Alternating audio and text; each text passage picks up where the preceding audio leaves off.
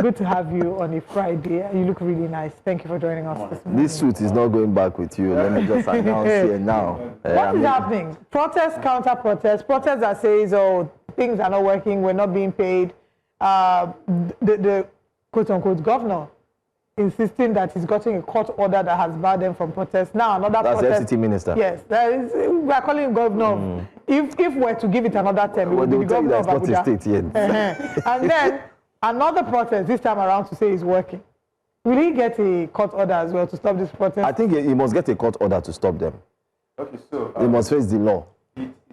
The tradition in politics, protest and counter-protest is, and sometimes you become extremely worried that who is paying these people, because it's like a child's play to have people hit the street for counter-protest. And at the end of the day, we've seen before, after the protest, where people gather to collect money, and there's always an argument and all of that. I was going there. And the one I mentioned was when they picked some people on the road and then paid them. And when they got there, they interviewed them. They said, "Do you know why you're here?" They said, "I don't know why I'm here." Then the issues where they are fighting for money. You never pay me balance. Give me balance of 2.5. The normal fee, you know, there's what they call daily job. A bricklayer gets some few people to come and assist as journeymen, and they pay them 3,000. So the normal fee for a job like this is actually 2K. And there's always this one where you know the price. There's always this one that you know this price. Like and it's so funny. There's always a third party. And the third party can decide to also cut part of it, like 500 naira. So they get 1.5. They get 1.5. That's usually you see why. Were you ever on the other side? No, because we engage with these people daily. Okay. All right, let's go straight into the papers this morning and start with the Guardian newspaper. On the front page of the Guardian, the big story: publish or perish. How varsities mass-produce research without solutions to society ills. And this is very important because there are many people who have done projects that is copy and paste. If you ask them what they did in their project now, they cannot tell you. They just want to go and copy someone else's project, change topic, and that's it. But I'm glad that in this era of AI, very soon we'll get to the point where they can quickly flag these irregularities. Amotekun denies accidental discharge at Owo training ground. NCC removes 450 legal signal boosters, reassigns spectrum. APC weighs leadership shake-up as Dume warns of northern discontent. 58.4 trillion naira budget scales through second reading without debates. Come on now. IPOP faults Soludo's threat to revoke Onitsha market ownership rights. Wike commissions 12 ambulances as FCTA workers resume strike. Zulum OK's direct payment of monthly allocations to Borno local governments. Cargo agents kick as FAN increases tariff by 257%. Senate probes warning Abuja-Kaduna Railway operations waning rather. Fuel price hike imminent as oil prices exceed budget benchmark. I don't even know where to start on this page. Okay, maybe we should start with, maybe let's start with the IPOP one. IPOP falls Soludo's threat to revoke Onitsha market ownership rights. He has said that if they refuse to open on Mondays, that he can even decide to convert the market to a school or to training facility for things. He will build training facilities. Basically, he will pay the owners, those who have properties there. He says that going forward, that he will send officials to go and inspect the shops of those that don't open so that they can potentially revoke their rights to the ownership of the stores. Okay, so there are a few federal agencies that I have engagement with in the East. You know, they have offices across the 36 states of the Federation. And one of the things that is very clear to me is that they will tell me they don't open office on Monday. So what do you do to those people? It's beyond the issue of market. And I've said it repeatedly that the major issue that anyone should be concerned about is the issue of insecurity, because it has a ripple effect on whatever investment you're making in your economy, whatever believability you are creating for your people, whatever you are doing. So insecurity has become a very huge thing. Now, are you going to allow your family member go to the market on Monday when you have experienced a similar incident before and you pay dearly for it? There was this short video that I saw some weeks ago of people trying to come out to do stuff on a Monday.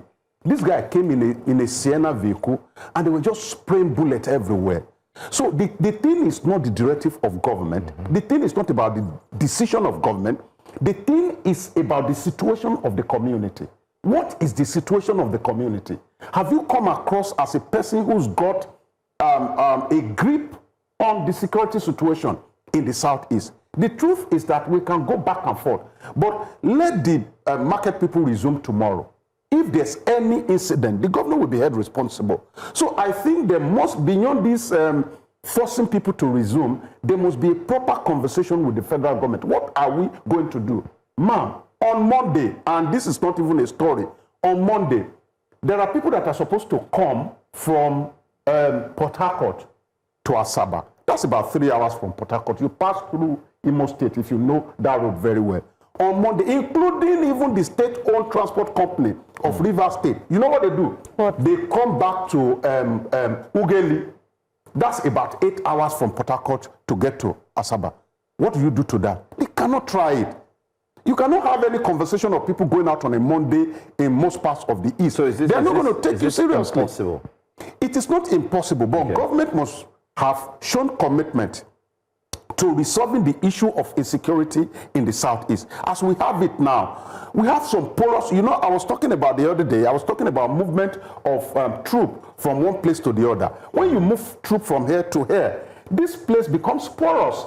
I think we do not have enough manpower and commitment yet to be able to make such decisions that the government has made.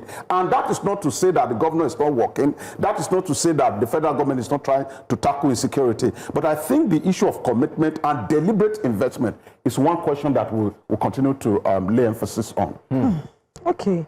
I mean, there are other stories that I think we should look at, but I want to try and see how many papers we can take, as many as possible. Please keep your comments on YouTube. We'll take comments from YouTube as well, and we'll take a few phone calls. So the phone lines are officially open, and we will start to take calls after this break.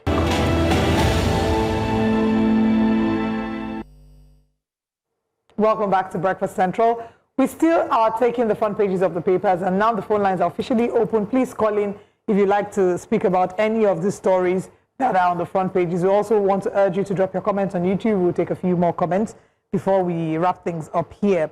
Now, still looking at the front page, let's move to the leadership very quickly. We'll come back to the Guardian if we have more time.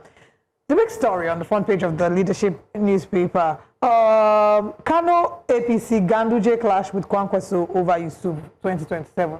Let's talk about that. Are you the one that said you believe it's a ploy? I don't know if it was you or it wasn't you. Like one of our analysts said they think it's just a political strategy and that Abba would never betray Ganduje. Okay, so Abba would never betray Kwankwaso. Yes. Yes. You never use the word never in politics because at the end of the day, people fight in the marketplace and they come back to the table to discuss. The most important thing in politics is interest. Though we should have conversation around what's the place of the people in the entire conversation, because democracy is about the people, but the people are similarly helpless. And that's why you hear, even I don't want to go out to vote because my vote doesn't count. Really, your vote does. If it does not, people will not offer you 10,000, 20,000 to get your vote. But again, people can betray people in politics. And I'm so happy about these betrayals that are happening. Because the concept of having to force somebody on the entire system is a concept of third term. And the Constitution does not allow it. It's a way of taking the back door to get a third term. Oh, I'm not there, but I'm going to put somebody there who is going to bring the file of government to my table. I'll continue to sign. I decide who is in government, who is commissioner. I decide who is this and all of that. And like I've said it before, the concept of godfatherism in itself is not a wrong concept. It's just the way the godfather wants every process of governance to pass through his table. That's where the issue is. And I don't know whether it was here I was using the concept of Catholicism to explain it the other day. The concept of mentorship in organization. So you can have somebody is going to speak for you. I remember a very short story of somebody who was going into an organization, and he went to the organization's headquarters and confessed to one person and said, please, so they just employed me here, and this is my first official meeting. Some of these things I don't understand. And the man said, I make a promise to you. I'm going to hold you by the hand. And he did exactly that. That's mentorship. That's godfatherism in another sense. But it's not going to say, oh, before you sign anything, it has to pass through my table. So don't say never. I am seeing it will make the politics of Kano a bit more interesting, because the issue of Kano, the case state has always been the bulk vote will go to one person, and once the bulk votes go to one person, that person becomes a winner. But if we have divisions here and there, it's going to make the politics. I just hope that they will be tolerant of one another well enough to base their campaign on political promises and issues, not to cause chaos and confusion in the community that will lead to the death of anybody. All right. I don't know how this is going to turn, honestly, because it just feels... I saw the clip where they said Ganduje had especially come back to Nigeria to welcome Yusuf into his party. I don't know what this is going to mean. It might seem... And if this might impact the Kwankwasia movement. Kwankwaso had said that he's willing to move to any party that will give him either presidential or vice presidential seats. The suspicion as well of the potential of this current administration replacing the vice president with Kwankwaso, Kwankwaso was another conversation that came to the fore. You see that as a likely possibility, and if it happens, is that a strength for the APC? Okay, so one of the conversations, the backroom conversations that we've had is purely religion. It's not about the incapacity of the vice president or anything. Right, so it's the Muslim ticket. Yes, it's the Muslim. That's what we heard, and nobody has been able to confirm it. In fact, APC has come out to say that people should forget about that conversation. But you know one thing I've learned?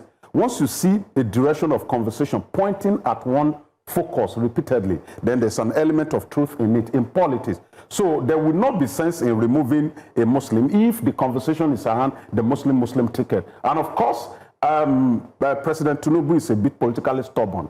That I know about him. So he may not be somebody who will just remove the vice president and replace him immediately. Though, if you look at his political history, consistently he has shown that when he was governor of Lagos State, he had issues with his deputy.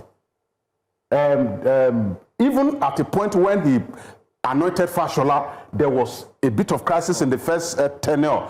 There was an issue with Ambode back and forth and all of that. So when you trace his political history, then the conversation in the community that there's a fallout in the presidency may actually make sense, because history has a way of repeating itself.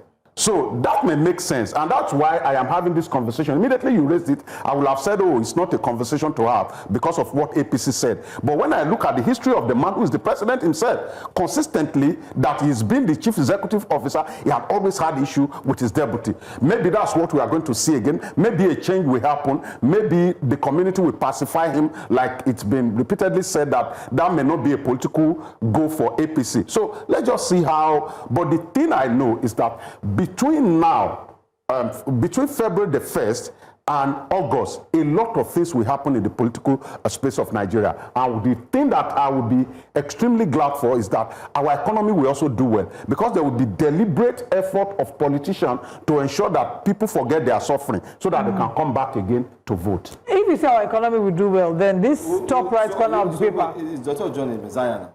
Oh, no, I'm just a prophet. No, you are saying that to do well, our economy will do well. I don't know when your projection for this is, just to clarify. Fuel price is going up. Exactly, which is the next story I'm about to take, the top right corner of The Guardian. Fuel price hike imminent as oil prices exceed budget benchmark. Okay. And this is something that we've talked about a lot of the time, that where our budget oftentimes is over ambitious. Many argue that our budget is over ambitious. We're hoping, we'll be able to, if we can achieve this rate, and we hardly ever do that. So now, they say that the market faces fresh turbulence as global oil prices breached a key fiscal threshold yesterday, development that may further increase the nation's petrol pumps to about 1,000 naira per litre. Okay, let me talk about the budget before I quickly talk about why it is easy for our economy to do well in Nigeria. The budget is a promise. The budget is a potential. The budget is a destiny. The budget is a direction. The budget is prosperity and the budget is poverty, depending on how you manage the budget. Because it's a potential, it has the capacity to change and to grow. Because it's a direction, it has the capacity of making a few changes here and there. It's like using your Google map. There's congestion here, you can take the left. Right. And the problem that we've always had with the budget is that nobody sits down with we don't usually have a deliberate budget that people sit down with utmost intentionality. And that's why I think that when people become extremely intentional a year to an election, the changes that will happen in the pump price, in the price of oil, will not be able to affect the economy of the nation. Having said that, why do I like our kind of economy in Nigeria? Our kind of economy is the one that responds quickly to politics. For example, if the president wants all our refineries to work before election, they will work. Yes, sir. No other place in the world has that capacity. In fact, let me now even shock you. If our president wants Dangote to crash price will come down. Everything in Nigeria responds to politics. And that's why some people in the World Bank will make strong economic calculation and they will say this is the direction that Nigeria is going. But you know what will happen? Nigeria is going towards that direction and somebody just introduces a bit of politics and everything will change. Automatically everything will change. So I believe, and I am talking from history consistently, that any year before the election, no matter the hardship that people have got before that election, there's always a bit of political intervention that happens. And once that intervention happens, everything normalizes. And that's why I am saying it to you again, that because 2026 is a year before election, no matter what the economic projection has been before now, there's going to be a slight change.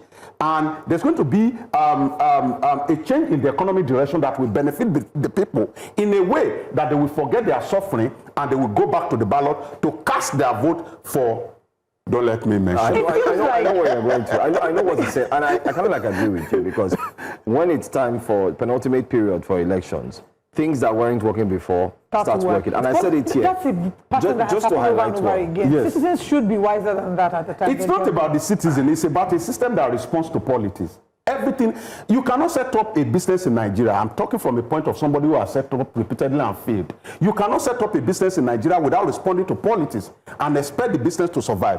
What else? Everything responds to politics.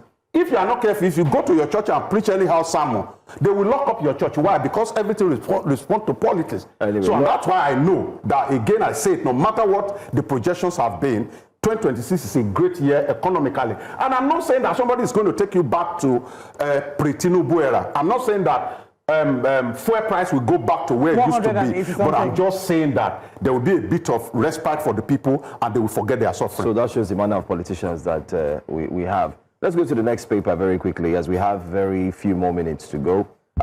Let's take a look at the... We have less than 5 minutes actually to less than 5 minutes. Very quickly, just one story. Revenue Service appointments flout new law. Cargo costs to rise as FAN plans 250% tariff hike. When we take that, I also want us to take the story at the bottom left corner of the paper, 58.4 trillion naira budget scales through second reading without debate. Let's take that one first. I think that's the most important story. You're supposed to do game. Okay, so the reason why, and this is not about one party or the other. The reason why everybody struggles to have majority in the National Assembly is because some of these things can actually go. And I believe that the system has always been when the executive commit the budget, the proposal to the National Assembly, before the committee of the whole have a conversation, it goes to the Committee on Appropriation and they look for the errors and they look for the correction. And that's, you remember the issue of padding. That's where the issue of padding came from the other day. So I believe that at the level of the committee, a lot of job has been done. So the Committee of the whole now, maybe the Committee of the whole does not have much of input. But again, the most important part of democracy is the voice of opposition. If we now get to a point where our democracy is about, oh yes, opposition may not have their way, but they should have a say, they should have their voice. I am expecting that instead of just having this thing, somebody should look through the budget and ask some basic questions. But having said that, my concern will now move from whether everybody said yes to the implementation of the budget in the first place. If you read the newspaper this morning, I think there was this story of health workers trying to go on strike. What is the percentage allocation to sensitive areas of our economy? For example, I'm always afraid of Nigeria. Nigeria is one peculiar country that has about 13,000 addition of babies every day. You cannot have that kind of country and that kind of economy and play with your health sector. In 2001, there's this Abuja declaration that was made. What is it? It's that henceforth from 2001, that there will be 15% budget commitment to health sector.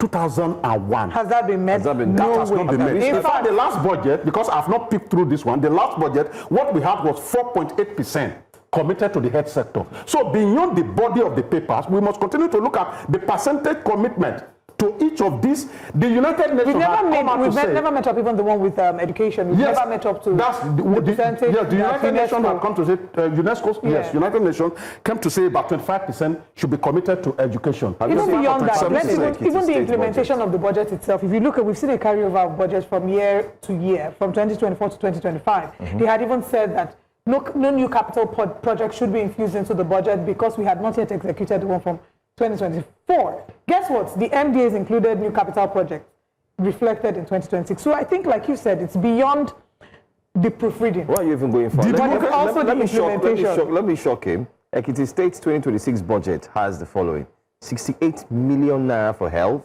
68 million naira for health, 1.2 billion naira for legislators' vehicles and furnitures. And on that note, we wrap up this week's edition of Breakfast Central. Without having to say something about that, but it's okay. I'm always giving it up. Okay, 30 seconds. I just want us to know that the budget is the destiny direction of any nation. It's nothing to play politics with. It's a book of commitment, and everybody must align within the National Assembly to give Nigeria the kind of budget that will lead to prosperity, not poverty. All right. Thank you very much for joining us. It's been a great show. Thank you, Mr. Dotun Ojon. Thank you to our virtual guests, our virtual audience who have joined us as well. Breakfast Extra will continue with the political conversations over the course of the weekend, and we'll be back here on Monday. But Jasiri comes in a few minutes. My name is Olive Emodi. Have a good weekend. And I'm Joe Hansen. Thank you for watching. We'll see you guys again on Monday. Au revoir. Take care. Au revoir. Bye. Bye.